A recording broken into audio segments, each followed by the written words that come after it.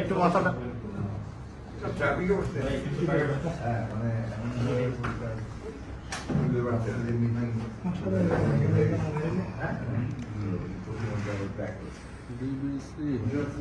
DBC ভাই একটু চলে আসেন, ভাই আপনি চলে আসেন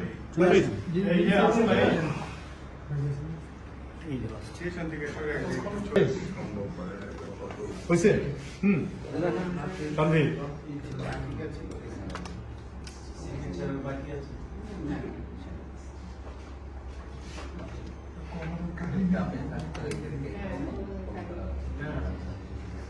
নির্ভর পর্যন্ত অনেকেই অপেক্ষা করছে। এখন আমরা যারা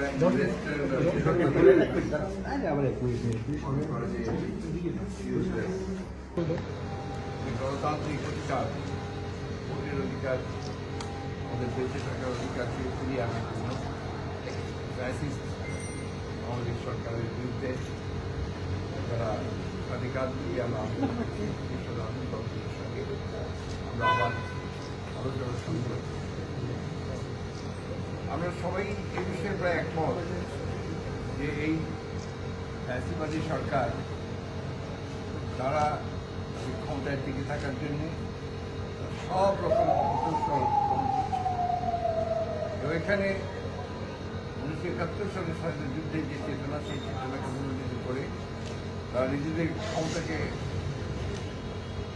কন্ট্রোল করার লক্ষ্যে তারা দেশের সমস্ত প্রতিষ্ঠানগুলি তারা ধ্বংস করছে এবং একই সঙ্গে তারা রাষ্ট্রযন্ত্রকে ব্যবহার করছে এবং গোটা রাষ্ট্রকে একটা একদলীয় রাষ্ট্র ব্যবস্থায় তারা নিয়ে এবং একটা দিকটা করছে তারা সম্পূর্ণ একটা রাষ্ট্রীয় সন্ত্রাস সৃষ্টি করে। আজকে এই অবস্থার পরিপ্রেক্ষিতে তারা নির্বাচন করেছে, সেই নির্বাচনটা মানুষ বর্জন করেছে, মানুষ নির্বাচনে ভোট দিতে চায়নি। অর্থাৎ দেশের মানুষ তারা চায় যে এই দেশে একটা অবাধ নিরপেক্ষ সুষ্ঠু নির্বাচন হোক, সেটা একটা নির্দলীয় সরকারের অধীনে। সেই নির্বাচনের মাধ্যমে যে দেশের মানুষ তারা তাদের মতামত, সেই মতামতকে দিতে চায়। এই জন্যই আমরা রাজনৈতিক দলগুলো আমরা একসাথে হয়ে 65টি রাজনৈতিক দল আমরা একসাথে হয়ে দেশের মানুষের এই আশাগুলো পূরণ করার জন্য আমরা দীর্ঘকাল সংগ্রাম করছি। আমরা জানি যে এই সরকার সমস্ত রাষ্ট্র ক্ষমতাকে দখল করে বেআইনিভাবে রাষ্ট্রযন্ত্রকে ব্যবহার করে জোর করে ইতিহাস বলে যে এইভাবে জোর করে ক্ষমতা দখল করে বেশি দিন টিকে থাকা যায় না। কিছুদিন হয়তো টিকে থাকা যায়, মানুষের কষ্ট হয়, এর তারা করছে এটা অন্যায়ভাবে নির্যাতন, নিপীড়ন, হত্যা, খুন দখল করে তারা এই ভয়ে সাহসের একটা আবহাওয়া সৃষ্টি করেছে। তারা তাদের দুর্নীতি, তাদের অনিয়ম, তাদের স্বজনপ্রীতি এমন একটা জায়গায় গিয়ে পৌঁছে দিয়ে যে এখন সবই সচেতন মানুষ যারা আছেন তারা সবাই বলছেন এটা একটা মাফিয়া রাষ্ট্রে গ্রহণ করে এবং এই ক্ষমতাকে টিকিয়ে রাখার জন্য তারা নতুন নতুন নির্বাচনের কৌশল বের করে, যে আমি ইলেকশন করে, কখনো বেশি রাতের ভোট করে, আগের রাতে ভোট করে দেয়, কখনো 154 জনকে ঘোষণা করে দিয়ে ক্ষমতায় যায়। সেই জন্যই আমরা আবারও যে আলোচনা করছিলাম যে আমাদের বিশ্লেষণ করা, সেই সঙ্গে আবার ভবিষ্যৎ কর্মপদ্ধতিকে নির্ধারণ করার জন্য আমরা আজকে আলোচনা করছিলাম। গণফোরাম এবং বাংলাদেশ আমাদের সঙ্গে উপস্থিত ছিলেন আমাদের গণফোরামের আপনাদেরকে নাম দেওয়া হয়েছে। আমাদের সুব্রতদত্তা আছেন গণফোরাম পক্ষ থেকে, এখানে চাকারি আছেন, উনি উনি নেতৃত্ব দিচ্ছেন, তার সঙ্গে আমরা এই দেশের এই অবস্থা, বর্তমান অবস্থা, আমাদের যারা একসাথে জীবন আন্দোলন করছি তার ভবিষ্যৎ কর্মপদ্ধতি এই বিষয়ে আমি এখন অনুরোধ করবো যে আমাদের গণফোরামের সাধারণ সম্পাদক সুব্রত চৌধুরী। ধন্যবাদ। প্রিয় সংবাদের বন্ধুগণ, আমরা মনে করার কোনো কারণ নাই যে আমরা আন্দোলনের ধারাবাহিকতা রক্ষা করছি না। আপনারা ইতিমধ্যেই দেখেছেন যে আবার নতুন উদ্যমে আমরা শুরু করতে যাচ্ছি। বর্তমান স্বৈরাচার সরকার, অবৈধ সরকার, জবরদস্তিমূলকভাবে ক্ষমতা দখলকারী সরকার উন্নয়নের মহাকাব্য রচনা করে আমাদের প্রিয় মাতৃভূমিকে ধ্বংসের পর্যায়ে নিয়ে গেছে এবং একটা মহাদুর্যোগ, মহাবিপর্যয়ের মধ্যে আমরা আছি। আপনারা দেখেন আজকে শিক্ষা ব্যবস্থা থেকে শুরু করে অর্থনৈতিক অবস্থা, বাংলাদেশ ব্যাংক সহ অন্যান্য ব্যাংক সেক্টর, শেয়ার বাজার থেকে শুরু করে কোনো জায়গায় তাদের কোনো জবাবদিহিতা নাই। সুশাসন তো দূরে থাক, আইনের শাসন পর্যন্ত নাই এবং সব কিছু তারা কুক্ষিগত করে এমন একটি রাষ্ট্র এখানে তারা তৈরি করেছে যে এই রাষ্ট্রটা আমাদের নয়। একাত্তরের মহান মুক্তিযুদ্ধের যে স্বপ্ন, সেই স্বপ্নকে বর্তমান আওয়ামী লীগ সরকার ধূলিসাৎ করে দিয়েছে। সুতরাং আমরা দেশবাসীর কাছে আহ্বান জানাচ্ছি আজকের এই মিটিংয়ের মাধ্যমে, আসুন আমরা আবার জেগে উঠি। এই সরকারের পতন অনিবার্য, জনগণকে সাথে নিয়ে আবার আমরা রাজপথে থাকব, আমাদের আন্দোলন আমরা অগ্রসর করে নিয়ে যাব। এটাই হলো আজকে বাস্তবতা এবং আগামী দিনে বিভিন্ন কর্মসূচির মধ্য দিয়ে আমরা জনগণের সামনে আবার উপস্থিত হব। ধন্যবাদ। পিপুলস পার্টির চাকারি বিসমিল্লাহির রহমানির রহিম। আমরা বিএনপির সাথে আছি এবং বিএনপি যে এই বাংলাদেশের কৃষিবাদ সরকারকে আন্দোলন নামানোর জন্য তো যে প্রোগ্রামগুলো দেবে সেই প্রোগ্রাম একত্রিত ঘোষণা করতে আমাদের নেতা সুব্রত যেটা বলছে তার মধ্যে আমি একমত।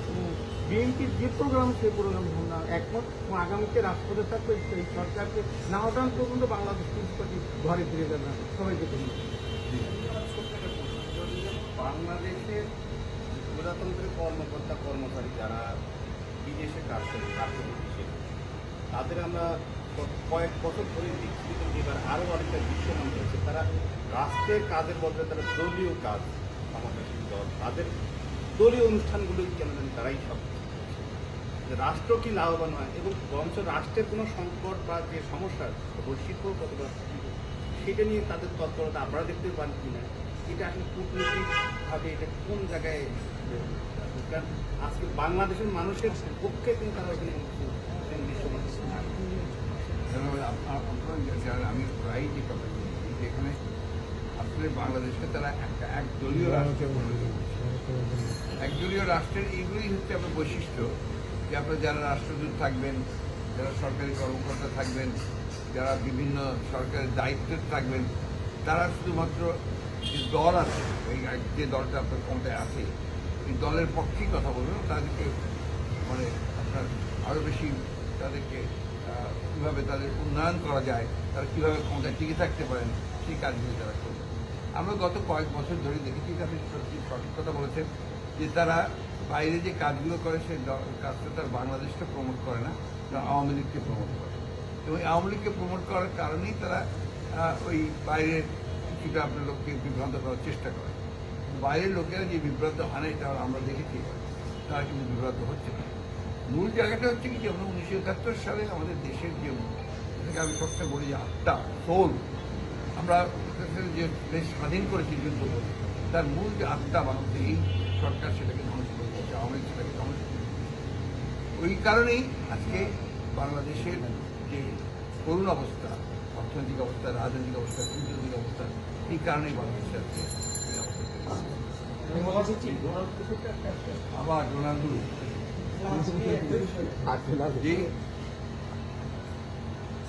বাংলাদেশের নির্বাচনের আগে, এই 24 সালের নির্বাচনের আগে পশ্চিমা বিশ্বের একটা অবস্থান ছিল। তারা আবার সুষ্ঠু নিরপেক্ষ নির্বাচনের জন্য তারা তাদের কথা বলে যাচ্ছেন এবং বিভিন্ন ভূমিকা রাখার চেষ্টা করছেন। তো মার্কিন সরকারি পররাষ্ট্রমন্ত্রীর এই সফরে এবং ওনার বক্তব্য থেকে আপনারা কি মনে করেন যে পশ্চিমা বিশ্ব আমেরিকা তাদের সেই অবস্থান থেকে একটা সরে গেছে? আমি জানি না আপনারা কি অবস্থান তাদের ভেবেছিলেন। আমরা যেটা দেখেছি আপনার থেকে তারা একটা আবার সুষ্ঠু নিরপেক্ষ নির্বাচনের পক্ষে কথা বলছে, এটা তারা এখন অব্যাহত রেখেছে। তাদের যে হিউম্যান রাইটস রিপোর্ট যেটা বেরিয়েছে, এই রিপোর্টে তো বাংলাদেশে আপনারা যা বলেন না, তার অনেক বেশি তারা এখানে রিপোর্ট দিয়ে এবং এখানে প্রমাণিত হয় যে তারা এতটুকু খুশি না এই বাংলাদেশের বর্তমান অবস্থার প্রতি, তারা এতটুকু খুশি না। তারা যদি জানেন যে কোনো দেশের তাদের কূটনৈতিক সম্পর্কটাকে অব্যাহত রাখতে হয় সবাইকে, এবং সেই জন্য তারা সেটাকে অব্যাহত রাখে। সম্পর্কের কাছ থেকে এমনকি সামরিক শাসকদের সঙ্গেও তাদের কিছু সম্পর্ক রাখতে হয়। আজকে বাংলাদেশের যে অবস্থা আছে আমাদের প্রেক্ষিতে তারা তাদের দেশের প্রয়োজনে যেটা উপকারী মনে করছেন সেটা করছেন, কিন্তু তারা কিন্তু বাংলাদেশের জনগণের বিরুদ্ধে গিয়ে করছেন। সেকেন্ড একটা প্রশ্ন।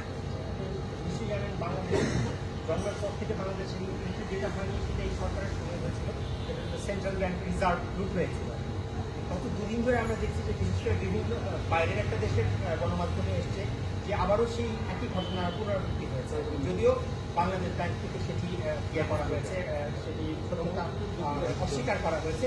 যদিও প্রথমবার যখন এই ঘটনাটা ঘটেছিল তখন কিন্তু আমরা মানে বাংলাদেশ ব্যাংকও স্বীকার করেনি, সরকারও স্বীকার করেনি, আমরা অনেকদিন পরে বিদেশি একটা গণমাধ্যম থেকে এই জানতে পেরেছি। তো বাংলাদেশের অর্থনৈতিক অবস্থা তো আপনি আপনার বক্তব্যে বলেন, এই ধরনের আশঙ্কা তো আসলে উড়িয়ে দেওয়া যায় না, কারণ আমাদের দেশের ইন্টারনাল ব্যাংকগুলোই তো লুটপাট হয়ে যাচ্ছে।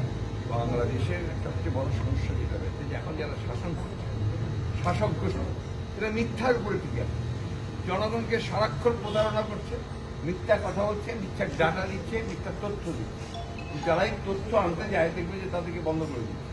আপনাদের সাংবাদিকদের ব্যাংকে ঢোকাই সিদ্ধ করেছে, সবখানে একই অবস্থা। অর্থাৎ এরা পুরোপুরিভাবে মিথ্যার উপরে টিকে আছে। এই শাসক গোষ্ঠী আওয়ামী শাসক গোষ্ঠী মিথ্যার উপরেই তারা টিকে থাকতে চায়, মিথ্যার উপরে কখনো টিকে থাকা যায় না, সামান্য দিন যায়, বেশি দিন যায় না।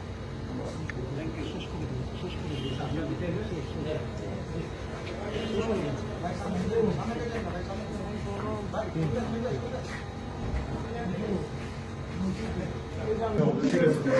যাতে হয়েছে একটু আসেন।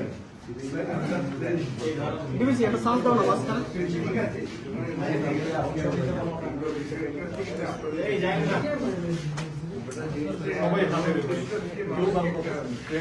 জানান দেওয়া যে আমরা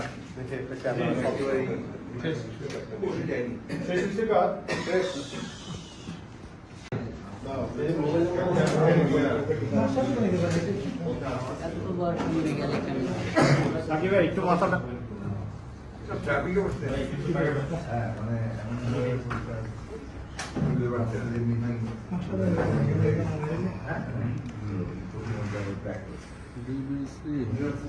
ডিবিসি ভাই একটু চলে আসেন, ভাই আপনি চলে আসেন প্লিজ।